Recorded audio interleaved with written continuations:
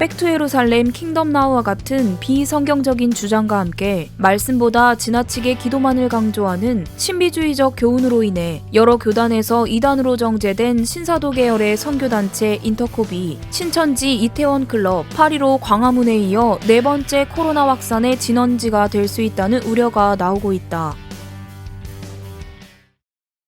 지난 한글날 연휴 경북 상주에서 한 기독교 선교단체 회원 3,000명이 모여서 1박 2일간 집회를 가진 것으로 드러났습니다. 당시는 실내에서 50인 이상이 모이는 걸 금지하고 있었는데 한글날 연휴가 시작되던 지난 9일 경북 상주시에 있는 한 종교단체 연수원 로비에 모아놓은 여행 가방 수백 개에는 이름과 소속 지부를 적은 스티커가 붙어 있습니다. 앉아서 딱 보니까 그때 3,000명은 되겠다 싶더라고요. 주차하는 데서 3,000명이 모인다 그러더라고요. 인터콥이라는 한 기독교 선교단체가 한글날 연휴 1박 2일간 개최한 이 집회에는 전국 각지에서 수많은 사람들이 몰려들었습니다. 외국인도 다수 포함돼 있었습니다. 행사가 열렸던 한글날은 사회적 거리두기 2단계로 50인 이상의 집회가 금지돼 있었습니다. 방역법을 위반한 불법 모임이라 참석자들은 휴대전화를 꺼야 했고 촬영한 사진도 모두 삭제하도록 강요받았습니다. 이제 출발할 때부터 핸드폰을 끄라 그러더라고요. 그리고 수시로 계속 체크해요. 거기 감시요원들이 돌아다니면서 그 강의 중에도 계속 다니면서 체크하더라고요. 그리고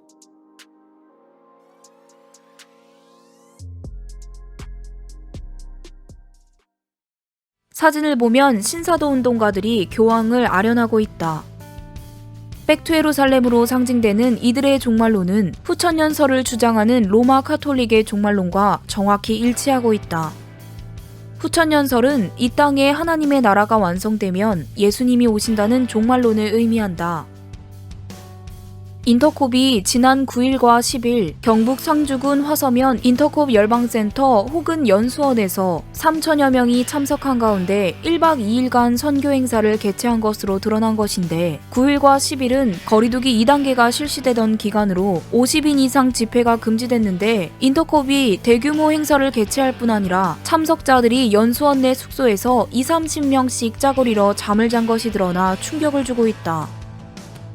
전광훈으로 대표되는 일부 극우 정치 이데올로기에 오염된 기독교인들이 주축이 되어 개최한 8.15 광화문 집회의 여파로 교회의 대면 예배마저 금지되었다가 이제 조금씩 예배 모임에 대한 완화 조치가 발표되는 가운데 이 모든 기다림과 수고를 한순간에 무너뜨릴 수 있는 참담한 일이 또다시 교회 안에서 발생한 것이다. 지난 8.15 광화문 집회에서도 본 것처럼 무분별한 집회 강행으로 인한 코로나 확산은 교회뿐만 아니라 교회가 선교의 대상으로 삼아야 할 세상 사람들에게도 막대한 피해와 고통을 주는 일인지라 이 일 후에 한국교회가 죄인의 심정으로 2달 동안 정부의 방역 조치에 최선을 다해 협조해온 것이다.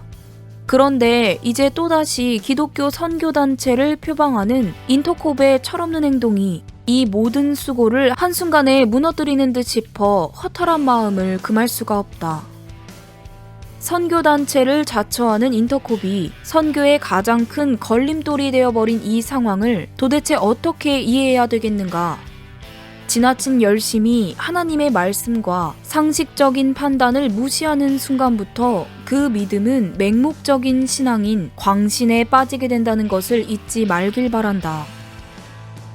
지금은 자기 만족, 과시를 위한 대규모 집회를 열어 군중 심리에 취해 기도할 때가 아니라 애끓는 마음으로 홀로 골방으로 찾아가 온역이 휩쓸고 있는 이 나라와 한국교회를 위해 은밀히 기도할 때라는 성경적이고 상식적인 판단을 놓치지 말라는 뜻이다.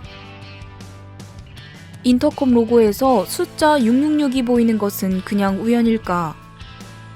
마태복음 6장 5절과 6절 말씀을 보면 또 너희가 기도할 때에 외식하는 자와 같이 되지 말라. 저희는 사람에게 보이려고 회당과 큰 거리 어귀에 서서 기도하기를 좋아하느니라. 내가 진실로 너희에게 이르노니 저희는 자기 상을 이미 받았느니라. 너는 기도할 때에 내 골방으로 들어가 문을 닫고 은밀한 중에 계신 내 아버지께 기도하라. 은밀한 중에 보시는 내 아버지께서 갚으시리라 라고 말씀하신다.